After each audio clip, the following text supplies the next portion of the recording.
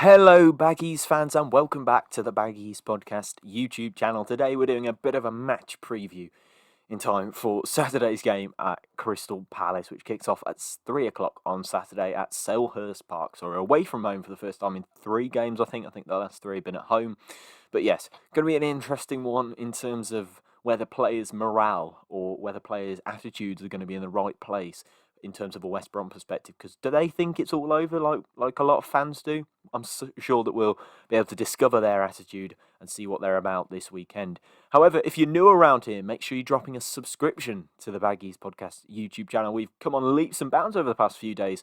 I think, since the Richard Sneaks podcast, which, if you haven't listened to already, come on, it's Richard Sneaks. What on earth? What on earth have you been doing if you haven't listened to that and you subscribe to the channel? But yes, if you want to go and listen to the Richard Sneaks podcast, me and Richard Sneaks just having a nice chat about his career, his time at the Albion, and also his thoughts on the current West Bromwich Albion squad. So he's obviously watching the games, and he's been commenting on who he thinks is decent, who he thinks is not so decent, what he thinks about the manager and whatnot.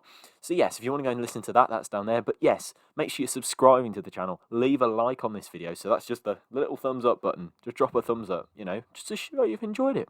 Also, drop your score predictions in the comments for the Crystal Palace game. I'd love to hear them. Love to hear what you think about the game. But yes, without further ado, here's a little match preview ahead of Crystal Palace West Bromwich Albion.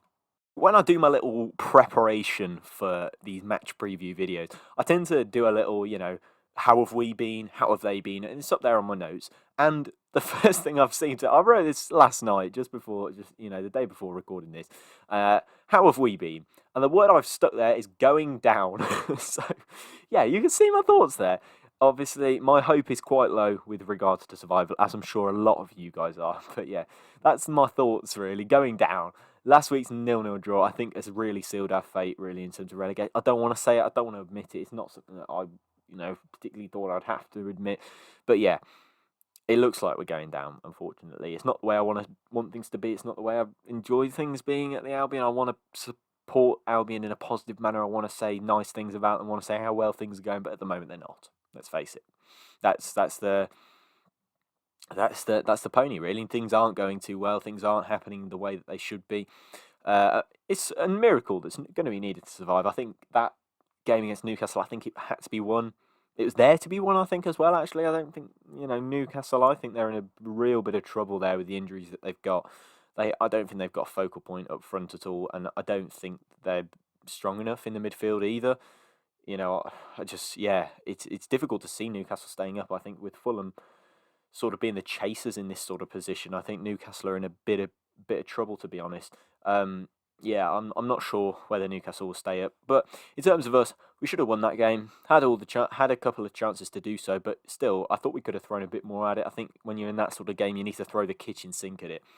Morale is, as I said in the introduction to the video, it's going to be pretty low. It's not going to be all happy as Larry with regards to this game. It's going to be something that people are going to be looking at and going, the players, I don't think, are going to look at that and think, I think this is probably a last winnable game, really, before the end of the season. I don't think there's many left. You played Sheffield twice, you played Fulham twice, you played Burnley twice, you played Brighton twice, you played Newcastle twice now. I think you've run out of winnable games after this. I think there's a couple, maybe, the Dingles maybe beating them, and then maybe Southampton if they're on a bit of bad form. Perhaps the Villa if they've, got not got things spot on. But yeah, apart from that, there's a lot of big teams coming up, and I know Sam specialises in playing those big teams, but at the moment I can't see it happening, to be honest. I can't see us beating many teams at all. I don't actually think I can see us getting many wins before the end of the season. This is your last chance. You've missed these golden opportunities over the past couple of weeks to win these games and to take points off teams around you. You should have won against Burnley.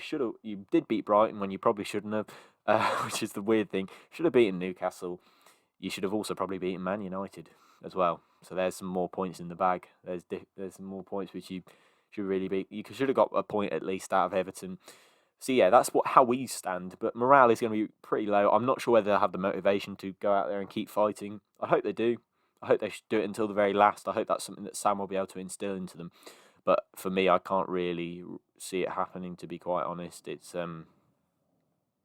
something that I can't quite see going on, to be honest. In terms of how they've been, Crystal Palace, they lost to Spurs in their last game.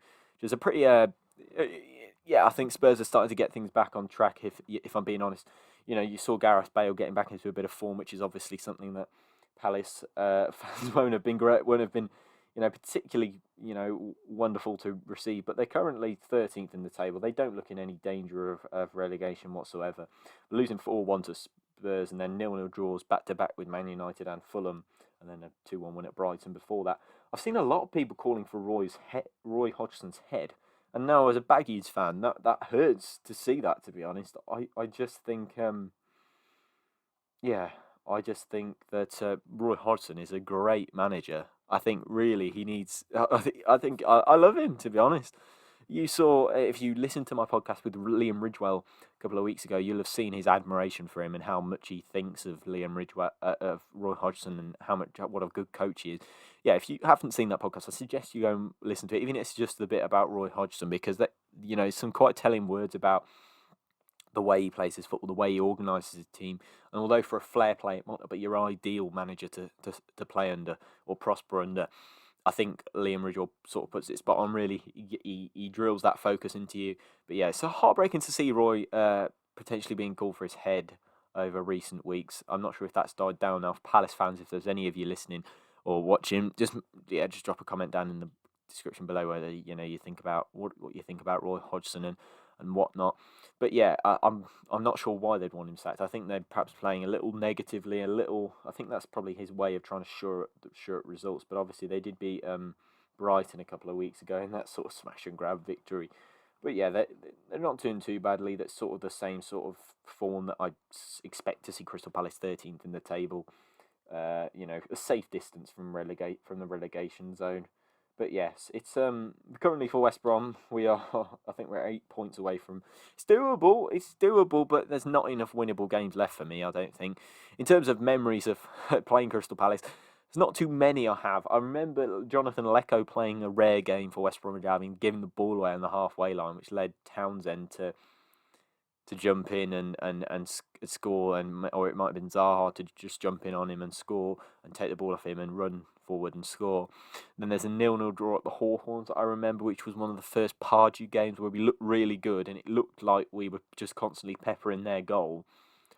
And that eventually we'd get a goal, and Pardew kept saying, "Oh God, they're trying for me, they really are." And then after that, the taxi incident came, and all sorts like that. So yeah, that's sort of my memory from Palace. But yeah, I don't really have too many fond memories. I should probably have some better ones, to be honest. I don't think a 0-0 draw and a 2-0 loss are particularly great, to be quite honest.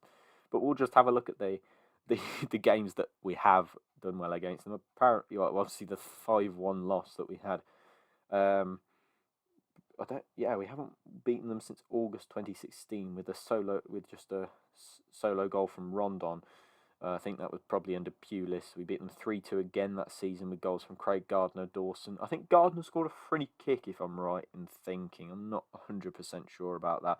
But yeah, it feels like Gardner looks to have scored a very nice free kick. But yeah, I'm not too fond of all these memories from Crystal Palace. It's not been a particularly fond team that I've watched, essentially.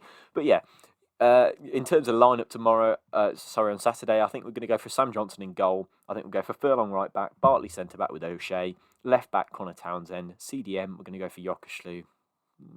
It's going to hurt me when he leaves. Honestly, he deserves to be playing European football next season, but I can't believe how we've ended up with him.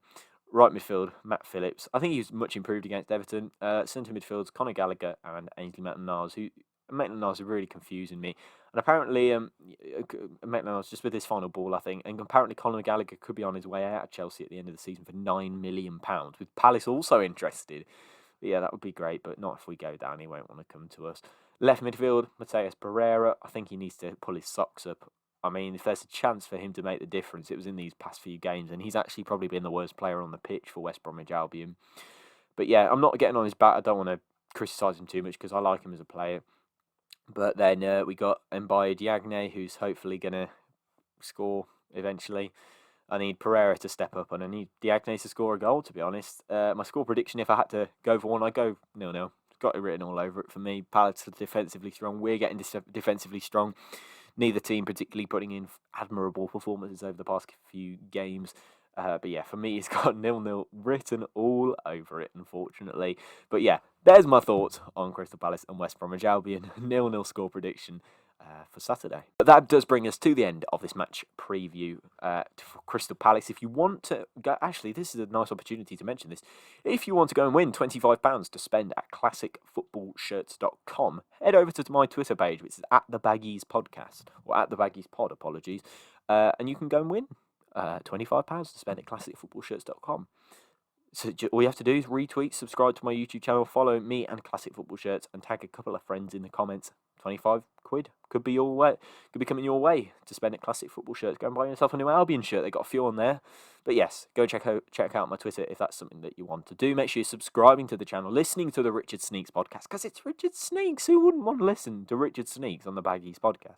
Liam Ridgewell, also, if you want to listen to him. Or check out next week's guest, which will be revealed on the Twitter page later tomorrow on Friday. But yes, if you've enjoyed this video, make sure you're checking out all my social medias and subscribing, because we're on the road to 1,000 subscribers. And I'll see you next time, Baggies fans. Goodbye.